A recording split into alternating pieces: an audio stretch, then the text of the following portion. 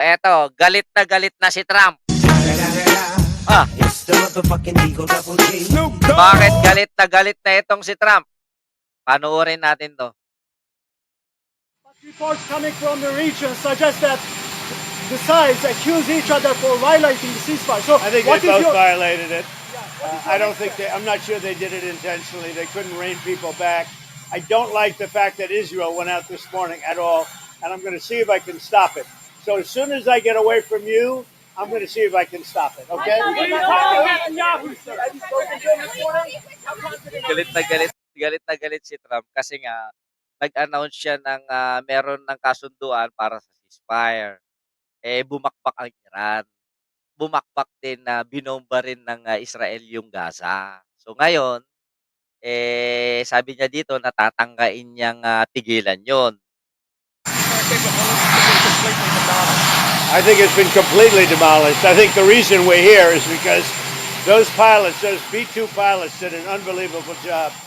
And you know, the fake news, like CNN in particular, they're trying to, they're trying to say, well, Tinawag na fake news ni Trump ang CNN. I agree that it was destroyed, but maybe not that destroyed.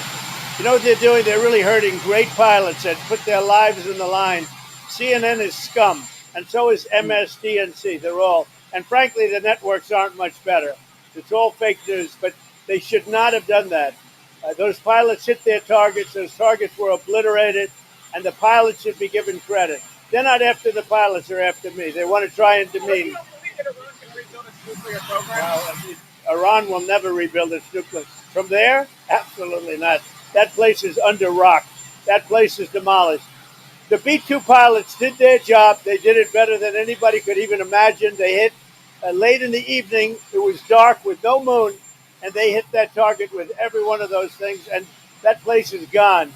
But when I see CNN all night long, they're trying to say, well, maybe it wasn't really as demolished as we thought. It was demolished. You take a look at the pinpricks, and you see that place is gone. And I will say, I think CNN ought to apologize to the pilots of the B-2s. I think that MSDNC ought to apologize. I think these guys really, these networks and these cable networks are real losers. You really are. You're real losers. Pati mga media pinagpakpakan. Pati mga media ay, shoutout sa aking, pinsan, si Melody. DS. Ano yung DS? Del Santos? You're gutless losers. I say that to CNN because I watch it. I have no choice. I got to watch that garbage. It's all garbage. It's all fake news. But I think CNN is a gutless group of people, and the people that run it, nobody even knows it's been sold so many times. But the people that run it ought to be ashamed. MSD. Actually pinag-uusapan po yan ngayon. Hindi sabi nga ni Trump kanina, "Bring it on, impeach me again." Sabi nga niya 'no. Pero kino-consider yata ng, US Congress na talakayin, kung, may paglabag si Trump doon sa ginawa niyang pag-atake sa Iran, pambobomba sa Iran kasi sinasabi nila na there's no one, other than US Congress is entitled to bring United States to a war. Eh, ewan ko, CNN News. Saan ba ang CNN News? See a guy named Brian Roberts. He heads it.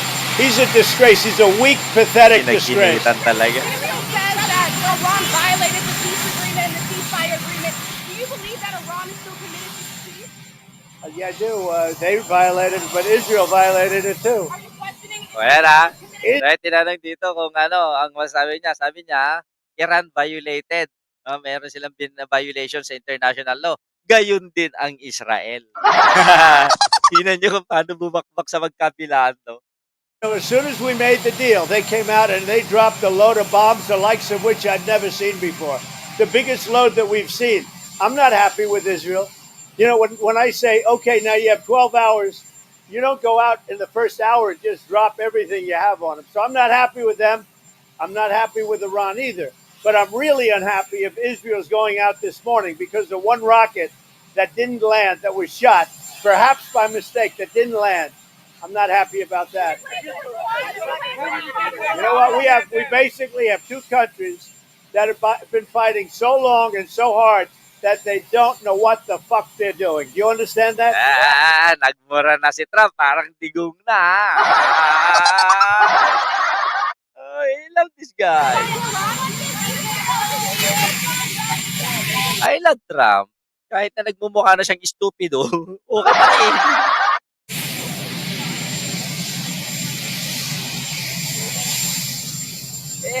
Magiging kontrabida ang US. Siya nga nagpapabida ngayon. Tignan ninyo sa dahig kanina. Sino nakapanood nun? Ang NATO kanina, no?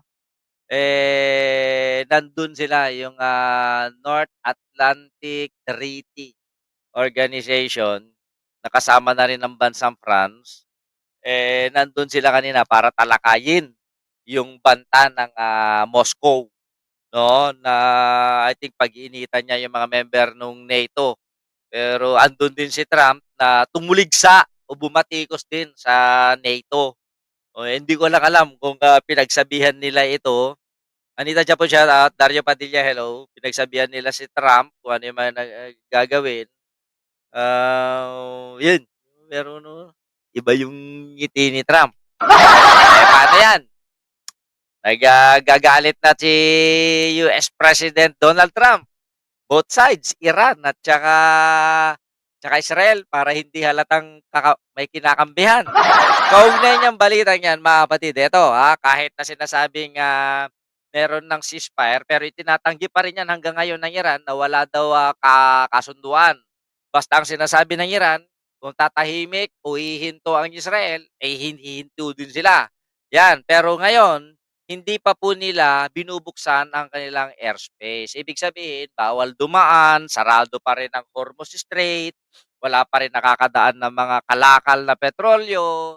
So, naghihigpit pa rin ang Iran sa ngayon. Kaya dahil sa kaguluhan na yan, ay